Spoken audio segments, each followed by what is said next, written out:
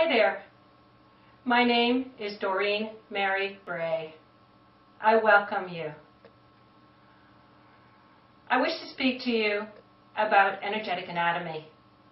This is a mini-series, and I hope that it will entice you to dig deeper, for it's only a very, very small fraction of what your energetic anatomy is about. First of all, you know you have a physical body. Everything in the physical world seems real to you, like this table, for example. It looks solid, but is it? In grade 5 or 6, you were taught that that table is not solid, that it's composed of molecules in motion. Your body is the same. Molecules in motion. Even though your eyes tell you the body is solid, well, in a way it is, to our eyes, to our senses. But if we take a look at it through a scientist's eyes, this body, your body, is composed of atoms, protons, neurons, quarks, things that are about energy, not about hard physical substances. Your body is alive. It needs energy in many forms to keep it alive. The form you recognize is through food, which we eat on a daily level to energize our system and keep it on track.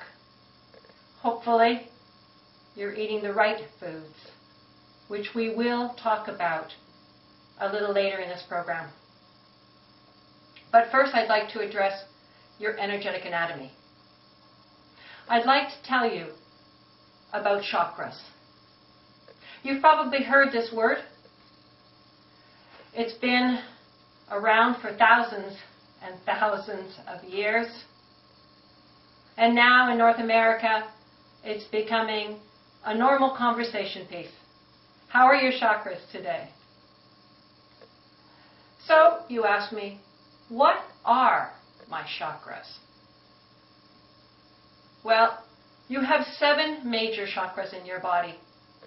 The first one, if we look at this Alex Gray painting, the first one is at the base of your body, the base of your spine. The second one is here. It's called your second chakra. Third one is here, 2 to 3 inches above your belly button. The second one's 2 to 3 inches below your belly button. The fourth one, your heart chakra, right in the center of your chest. The fifth one, your throat. The sixth one, the third eye. And the seventh one, and last one, of the major ones anyway, the crown chakra, at the top of your head. The one at the top of your head and the one at the bottom of your base of your spine, you could say.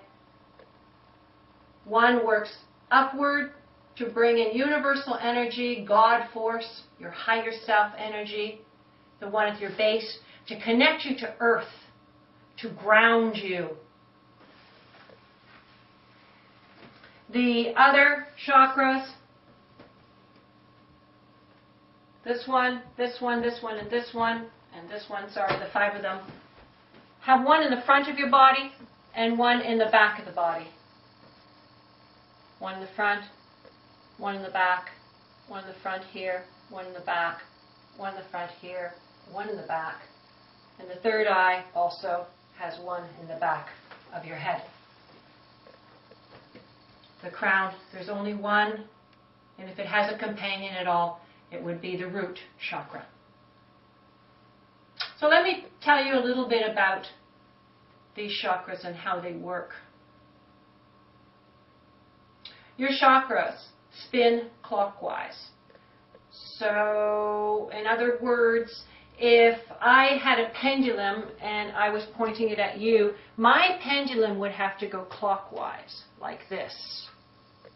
So if you were standing in front of me, your chakras would have to go in this direction, as though you're the clock. So on myself, that seems backwards, but on myself it would be this way. So my chakras are going clockwise. As you can see, as you look at me, this is clockwise. On you, it would be this way, clockwise. So if I'm holding something above you, again, it should go clockwise. So if I'm thinking about these chakras and I think about my first chakra, which is basically in between my legs, it should go clockwise. So whether my hands are going that way to show the base chakra or whether it's these ones, it goes in the same direction. So if you think about that, you can get them all working in the same manner. And even the ones behind me, I'm still going clockwise. But the ones behind me are like this. So it might seem to you that your back ones are going in a different direction than your front ones, but they are not. It's only an experience in your mind that tells you that it's opposite, but it's really not, because if I again take this back one, I'm going that direction, and you can see I'm still going clockwise, whether it's in the front or whether it's in the back. When your chakras move clockwise, they pull in universal energy into your body and feeds you. If your chakras are going opposite to clockwise, counterclockwise, then energy is pouring out of you. Some chakras don't even work or work poorly.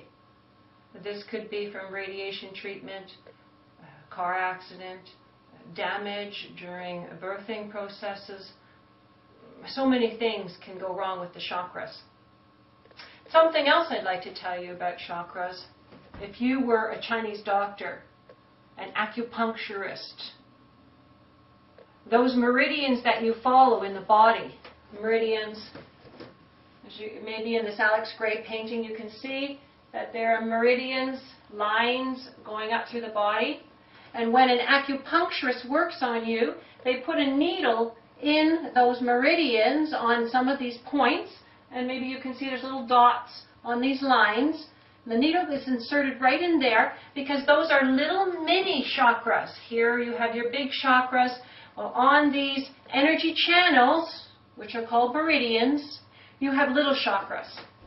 And when the needle goes into that little chakra, it's to open it up. And the needle is acting like a giant antenna to that little chakra, pulling in universal energy and opening up the blockage. Acupressure, which is also, it's very close to acupuncture, but instead of using a little needle, the therapist uses their fingers. It could be the thumbs, any finger is appropriate. Usually the thumbs are stronger, so they're used. And the thumb is used on the same point as an acupuncturist would use, except their body becomes the needle, and their body channels in the universal energy coming out their thumb and into the person, opening up their channel and opening up that little mini chakra to move the flow and unblock the stagnation.